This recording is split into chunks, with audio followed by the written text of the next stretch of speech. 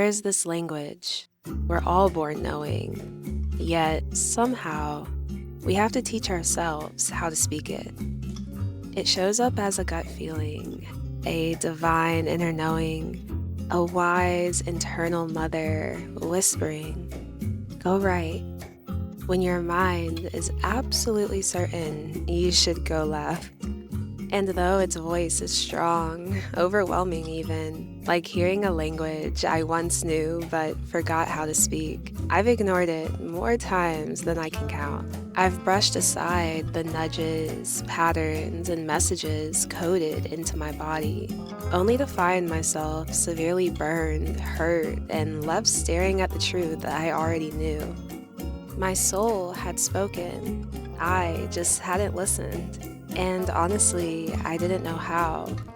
After 101 falls, I pulled myself up, palms pressing into the earth, my lungs heavy with the weight of all of the times I had ignored myself. But this time, I wasn't just rising to my feet.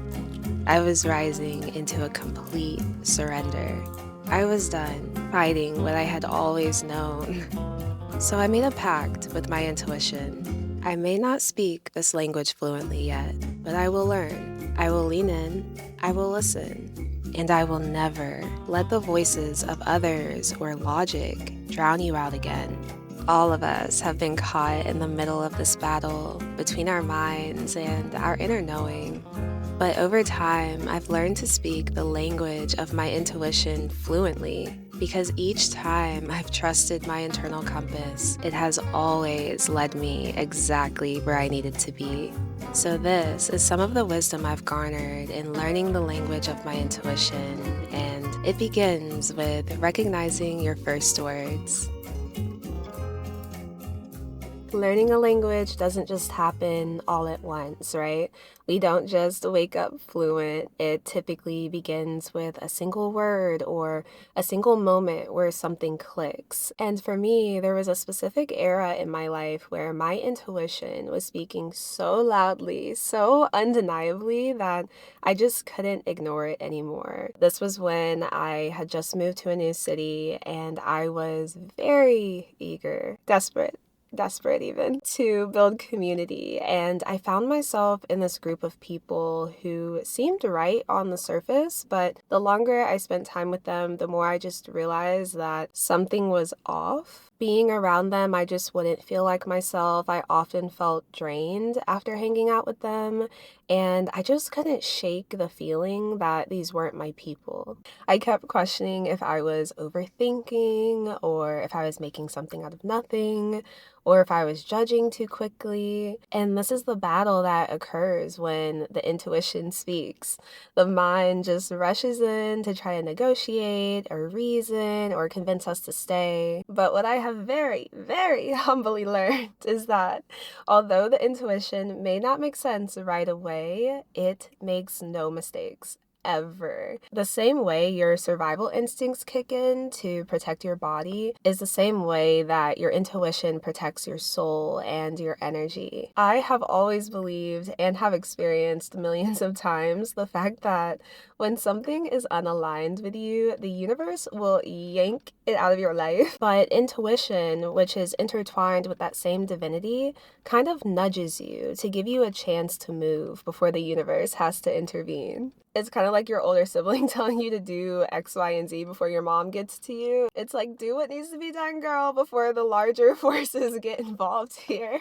So this time with this group of people, it felt like my third eye was forced open and I could see exactly where this road was leading. And so I didn't ignore the signs, I didn't push them down, and this was really difficult for me because back then I was an avid people pleaser. And so respecting myself enough to put my intuition first and not to drown it out with the feelings of other people and the fear of standing up for myself in that way was not natural to me whatsoever. But I did it, and I was a new woman after that. I fully stepped into a new chapter where I had unshakable trust in myself. It was like I had finally proved to myself, to my intuition, that I had my best interests at heart, that I was willing to listen to myself and to move in alignment with myself as well. And this is when I started to recognize the language of intuition and all of the ways it had been speaking to me long before I knew how to listen.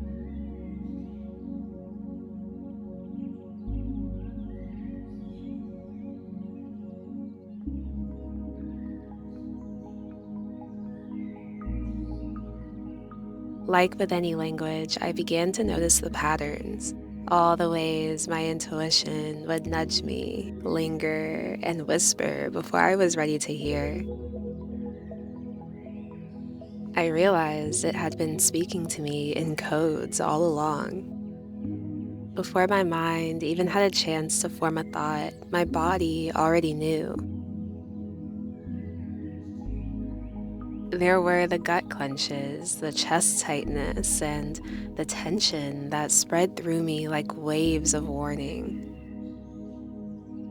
The way my shoulders would subtly pull inward and my breath would shorten, like my body was trying to protect itself from something unseen. And then there were the yeses. The openness, the lightness, the way my body softened and expanded.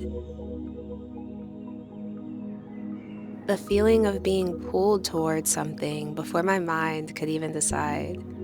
The body doesn't guess, it knows. It moves in ways the mind hasn't yet caught up to. Intuition in the body feels like a movement, a pull, a pause, a deep exhale. A language I was finally learning how to speak.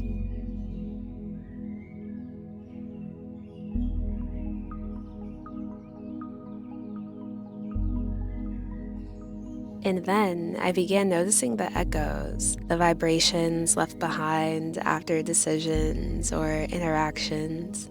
The way I'd make a decision and feel oddly unsettled, a dissonance humming beneath the surface. Or the way I'd leave a conversation feeling dimmed and drained, like something in me had been muted. And then there were the times when the energy was different, lighter, expansive, moments where I walked away feeling more myself, like I had moved in alignment with the deepest part of myself and equally something much grander than I. I started to imagine it as a ball of energy sitting in my third eye, turning different colors to communicate wisdom, an energetic messaging system, intuition, a superpower we all have.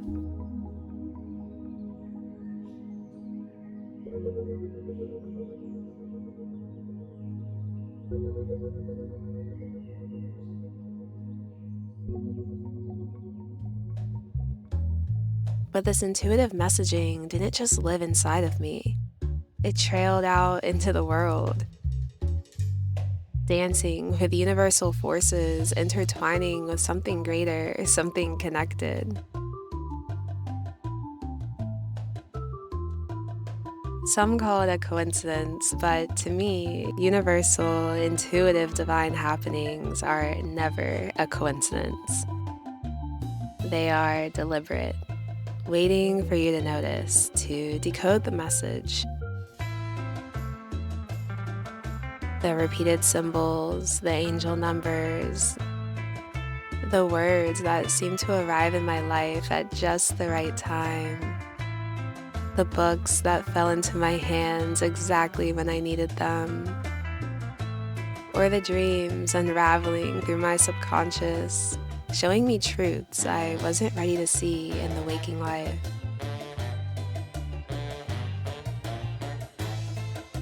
And then there were the thoughts I kept coming back to, the knowing I couldn't shake. That's when I realized intuition doesn't just arrive in a single moment. It lingers, it returns again and again until you finally stop to listen. And the more I listened, the more fluent I became.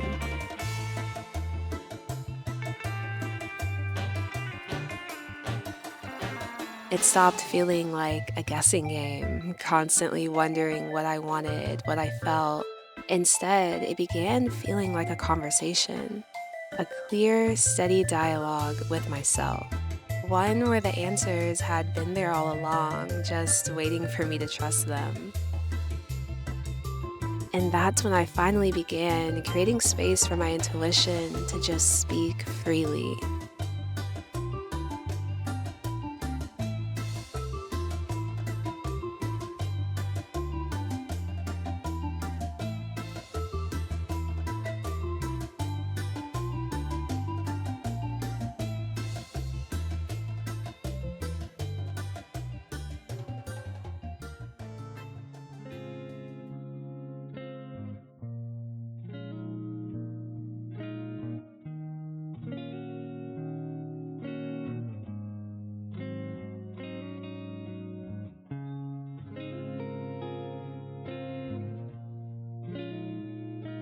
I'm sure someone can relate to this, but learning to trust your intuition and actually listen to yourself is not always easy because sometimes you just don't want to hear it. You just don't want to hear it. I really see the intuition as this eternal internal mother, almost like a piece of God or a fragment of the universe that you carry inside of you. But sometimes this part of us throws wisdom our way, and instead of listening, we're like, but this, and that.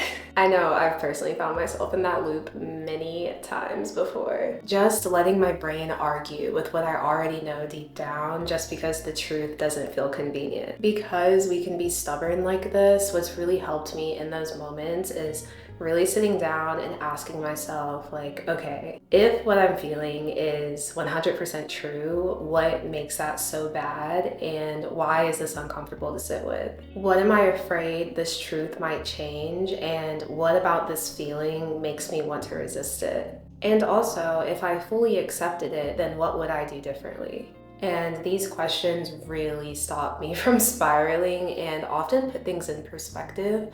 Sometimes we just have to ask ourselves the hard questions because it's really easy to continue moving through the feeling without checking in and getting to the good stuff.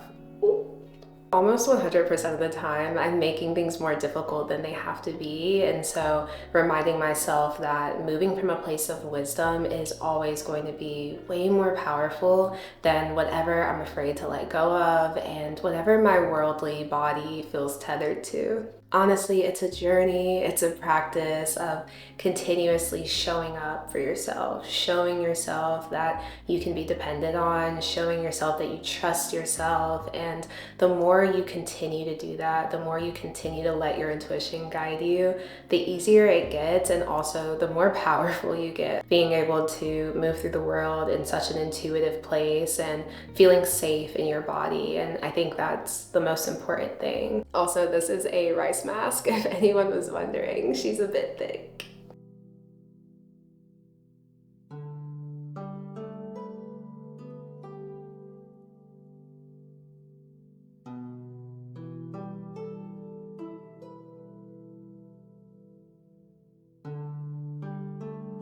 I realize that developing a relationship with my intuition is a deeply spiritual practice. It's creating space for the divinity within me to breathe, to come to life. And I've learned to create this space in a few ways. Letting myself pause before speaking, sitting with how I feel before making a decision or reacting, not allowing the world to rush me, moving on my own time from an intuitive place. It's easier said than done, but when you give yourself space to do this, it's empowering. And in the same breath, checking in with my body in the moment and afterwards, being present with all of my sensations. How does this feel in my chest? What is my breath doing? Is it deep or shallow? Just trusting my body to communicate with me clearly. Remembering that it loves me, remembering that it knows, and I can bet on its wisdom every time. Also, giving yourself room to process, carving out space to intentionally sit with your thoughts, and journaling. I find that journaling is a powerful way to grow closer to your intuition because it's almost impossible to sit down, write to yourself, and lie. Journals are truly mirrors of truth. So even if you're afraid of facing it, the truth will always find its way to the page. But intuition can often feel abstract, hard to grasp, or even put into words. So these are some journal prompts that have really helped me bring it to life. Ask yourself, if my intuition had a color, what color would it be? If it had a texture, what would it feel like against my skin? And if it was an image, what would it show me? And then sit with it. Let it take form.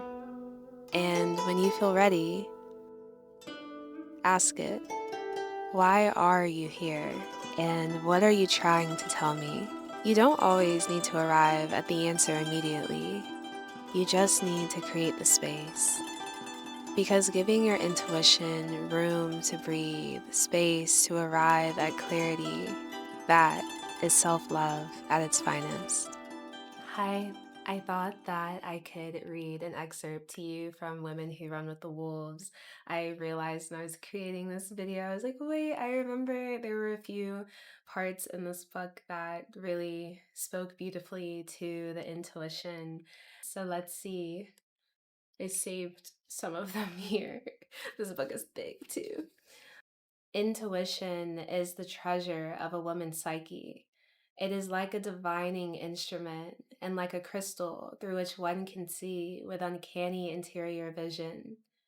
It is like a wise old woman who is with you always, who tells you exactly what the matter is, tells you exactly where you need to go, left or right. It is a form of the one who knows, old la que sabe, the wild woman. Go to sleep, see what you dream. Perhaps the 2 million-year-old woman will come visit you from the nightland. Perhaps she will be bearing the solution, or will show you that the answer is under your bed or in your pocket, in a book or behind your ear. It is an observable phenomenon that a question asked before bedtime, with practice, often elicits an answer upon awakening. There is something in the psyche, something of the intuitive doll, something under, over, or in the collective unconscious, which sorts, I can't say that right now, which sorts the materials while we sleep and dream. And reliance on this attribute is also a part of the wild nature. I hope that this video ignites something within you, that it sparks your inner knowing, your intuition, that it ignites it again if it had fallen asleep, because it's still there. It is still very much alive. It's just waiting for you to listen and to follow it and let it guide you. Thank you for spending time with me, for holding space, and for hanging out. I can't wait to see you next time. Bye!